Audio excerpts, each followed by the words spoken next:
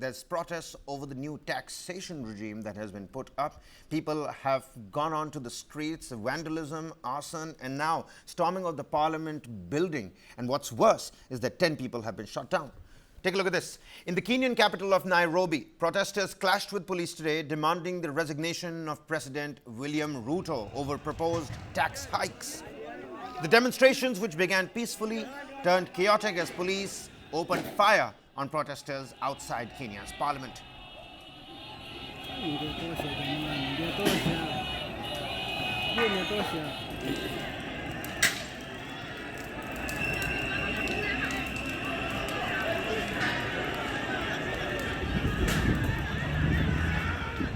Police started shooting tear gas and water cannon, which failed to disperse a crowd of thousands who had overwhelmed officers.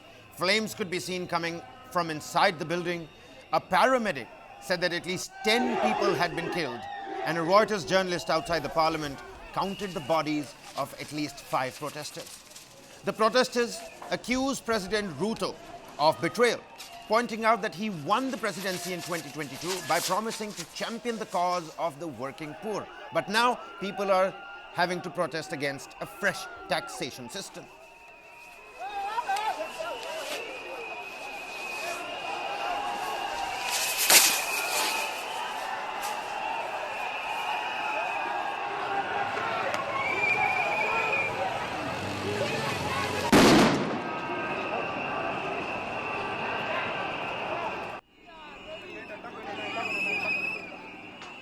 Kenyan police has started to begin to arrive in the Haitian capital as security missions kick off. And of course, the Kenyan police ended up firing upon a medical tent during the protest is what we're picking up as well.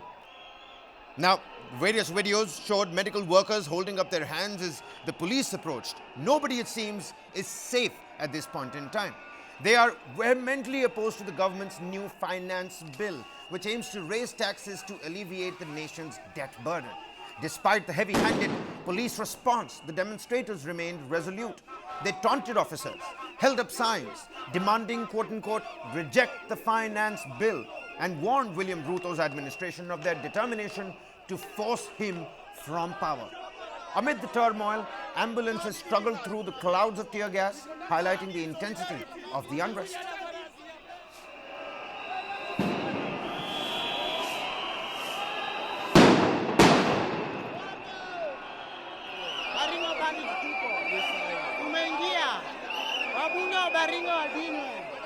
Then why are you doing this?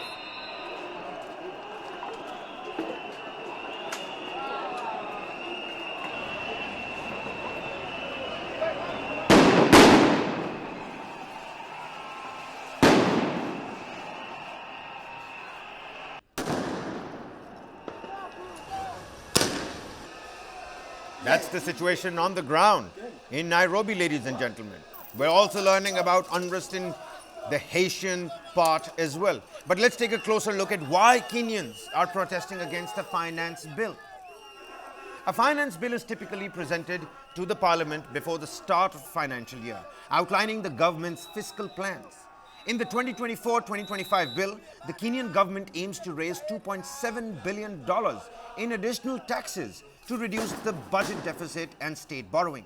Kenya's public debt stands at 68% of GDP, exceeding the 55% recommended by the World Bank and the IMF. Facing acute liquidity challenges, Kenya has turned to the International Monetary Fund, which has urged the government to meet revenue targets to secure more funding. Protesters want the government to abandon the planned taxation hikes, arguing they will stifle the economy and increase the cost of living for Kenyans that are already struggling to make their ends meet. What are the proposed measures sparking these protests now, you may ask? The proposed measures include new levies on basic commodities like bread, vegetable oil and sugar, and a new motor vehicle circulation tax of 2.5% of a car's value to be paid annually. An eco-levy on most manufactured goods, including sanitary towels and diapers, is also proposed. Additionally, the bill suggests increasing existing taxes on financial transactions.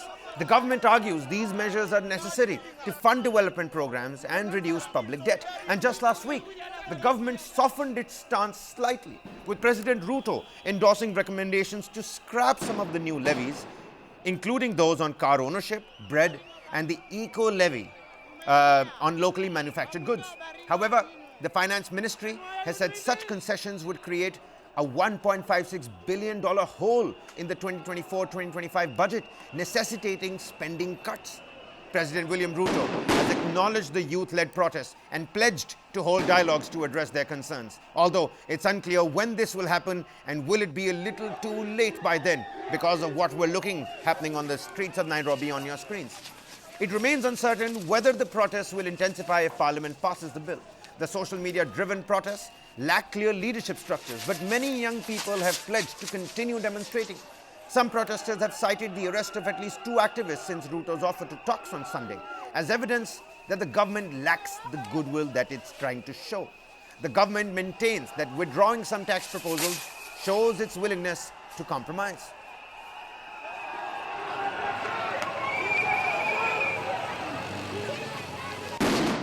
But at the same time, even as all of this is happening and we try to understand what's going to happen, let's take a look at the relationship between India and Kenya. If you have your loved ones or relatives in Kenya, well, this should matter to you. Now, Kenya has the second largest number of Indians in Africa after South Africa, telling us about the bonhomie between these two nations. Nearly 1.6 lakh NRIs, people of Indian origin and overseas Indians, live in Kenya. A breakup would be 20,000, 60,000 and 80,000.